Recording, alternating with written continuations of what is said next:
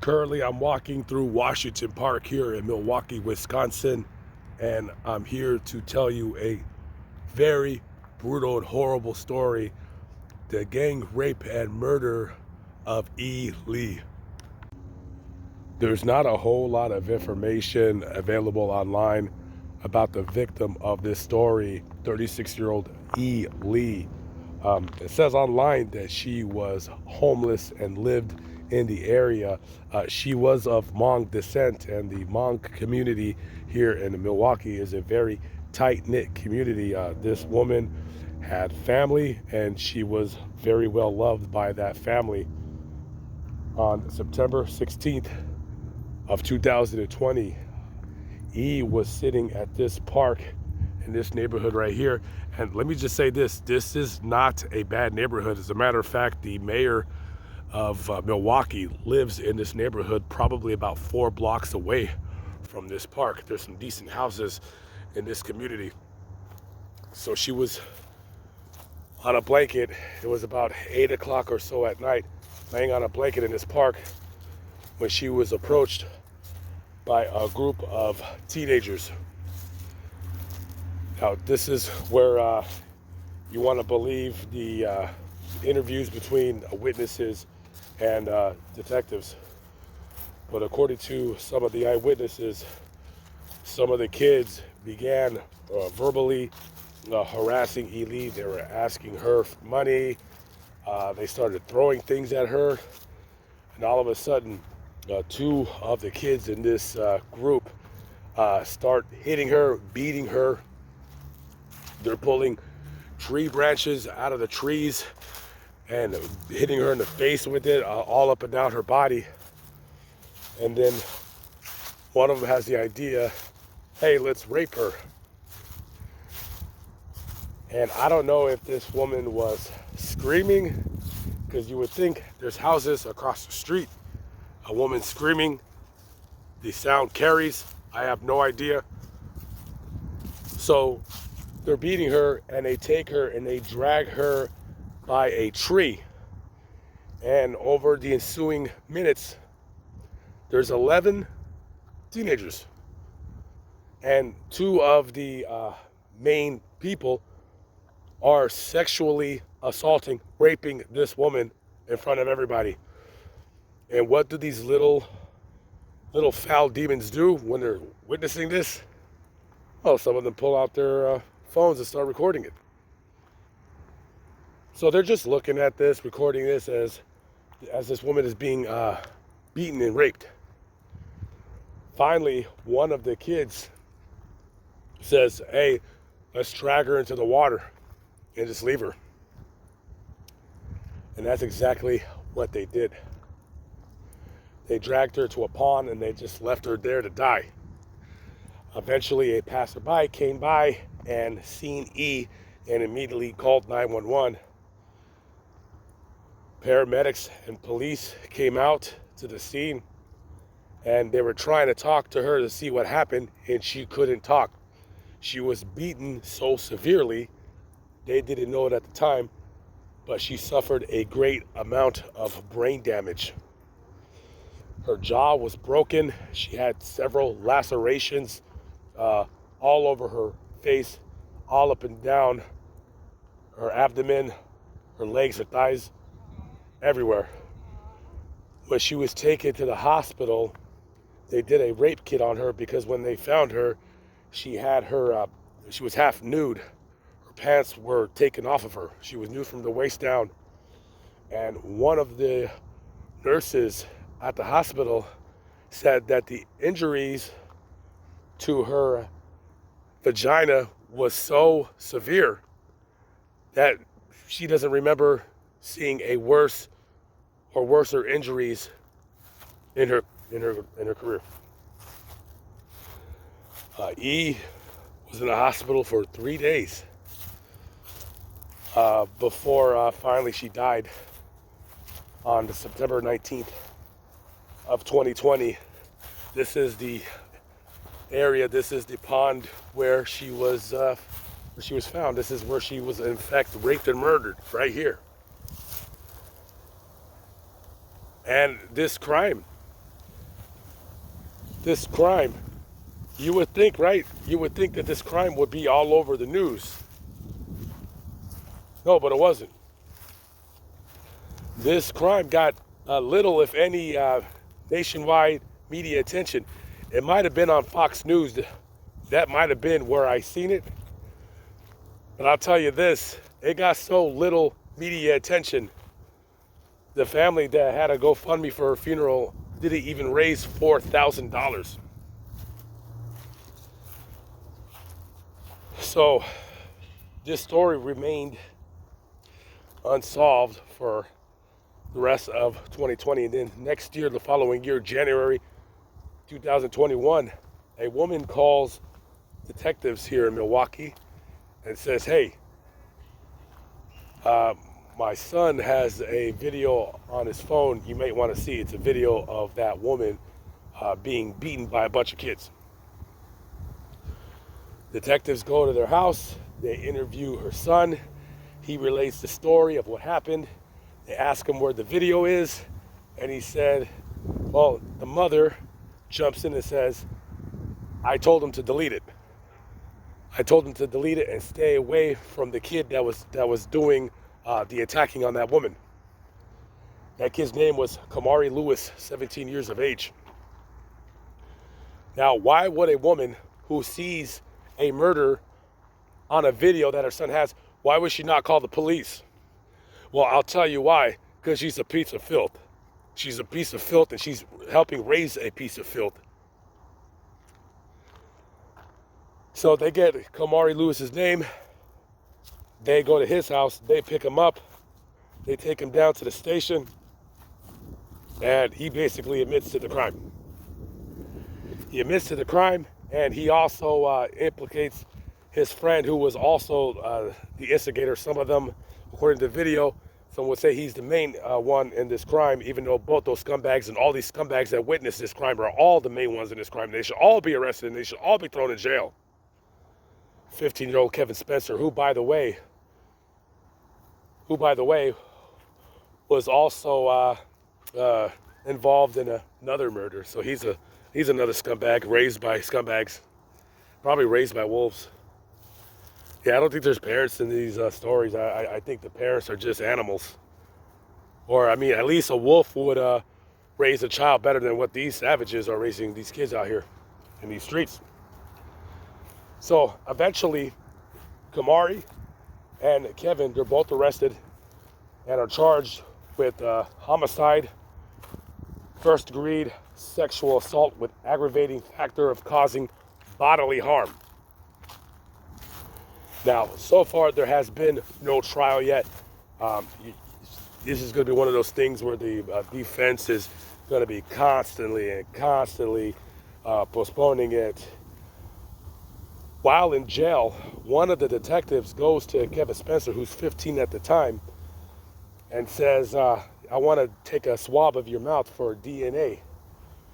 And, excuse me, he didn't have a warrant to do that.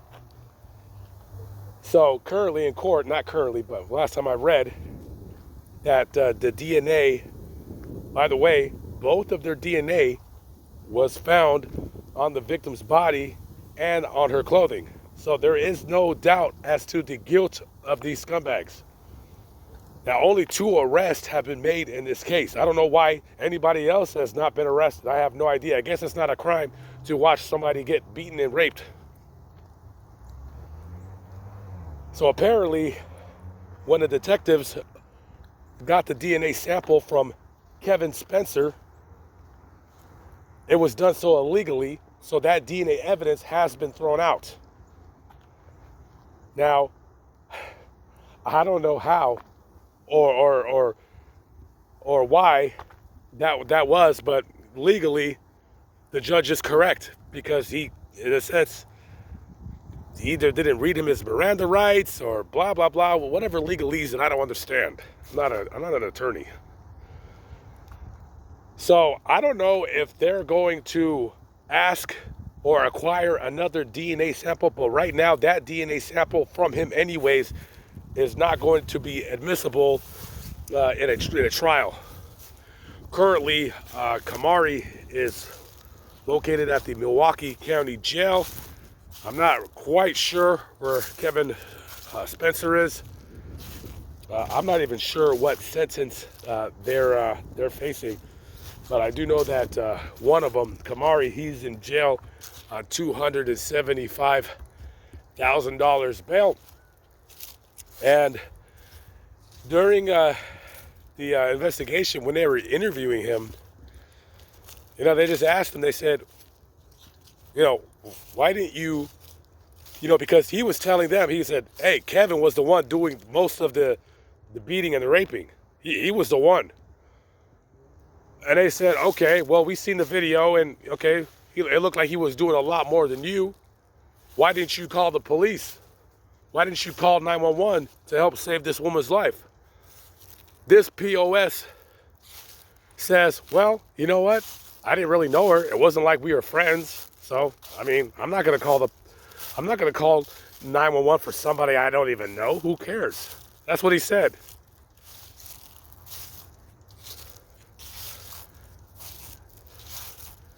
I mean, when I read these stories, what planet am I on? Like, what planet am I on? And it never, I swear, I'm trying to wrap my head. I'm trying to time travel to when I was their age. And if I would have seen something like that, which I would think I wouldn't, because when I was a kid, I didn't hang out with people like that. Is this a different dimension? You got a dozen people committing this crime, and again, they should all be in prison, every single one of them. And not one of those little bastards, even the ones that were sitting back and just watching this atrocious crime happen, none of them called the police. But you had the Kamari Lewis clown, rapist, weirdo, sharing the video on Facebook Messenger to whoever wanted to watch it. And then you got media, you got the legacy media who's not talking about this crime because it doesn't fit their narrative. Because that woman, she was the wrong skin color. And it goes around both ways, guys. And again, sorry for my voice because I'm under the weather right now. But that's exactly what it is. And the media is complicit in this nonsense that they always do. And I always bring it up. And when I bring it up, some people say, hey, Lamont, you're racist. And I'm like, well, then so be it. I call it the way I see it.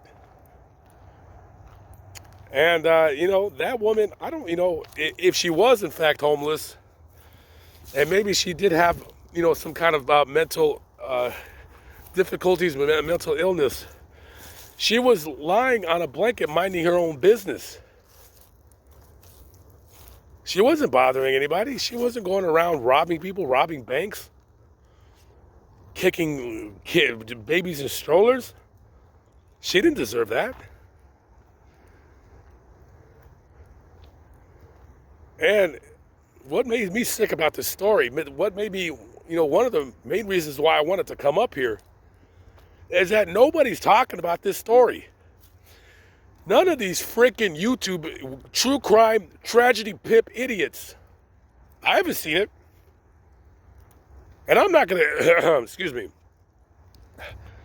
I know this video's kind of turning into a rant, so be it. Listen. I'm asking, I could be wrong. Maybe somebody did talk about it. I'm just kind of wondering why they didn't talk about it. Why aren't they talking about it? What's wrong? Are you scared you're going to be called a racist? Is that what it is?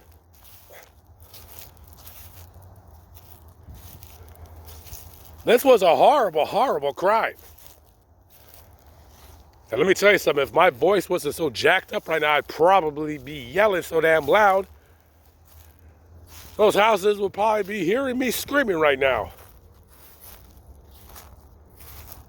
But we all know why people ain't talking about this story. We all know what it is. Let's not kid ourselves. Let's not kid ourselves.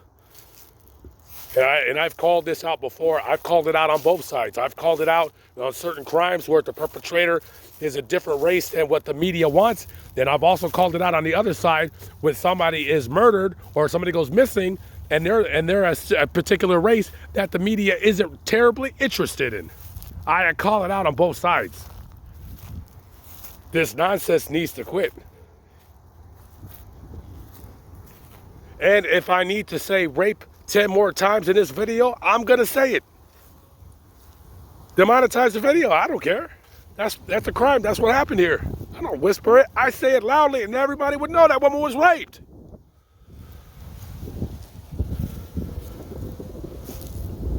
All right, guys, I pretty much have said enough as it is. This is turning into a, I don't know. Rest in peace to E. Lee. My condolences to her family.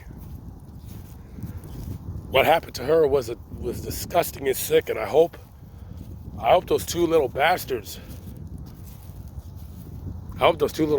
rot in prison for the rest of their life. I don't know if they'll be able to get that. We'll wait and see.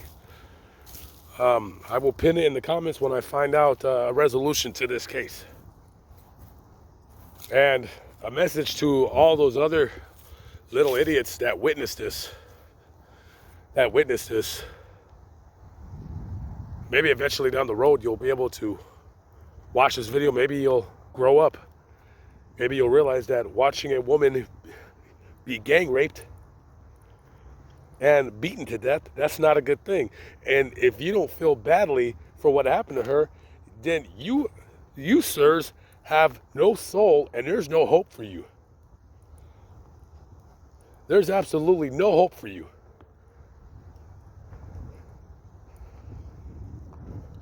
I tell you, this generation, man, I'm telling you, things are getting scary. I'm Lamont at large. I'm going south now. Peace out.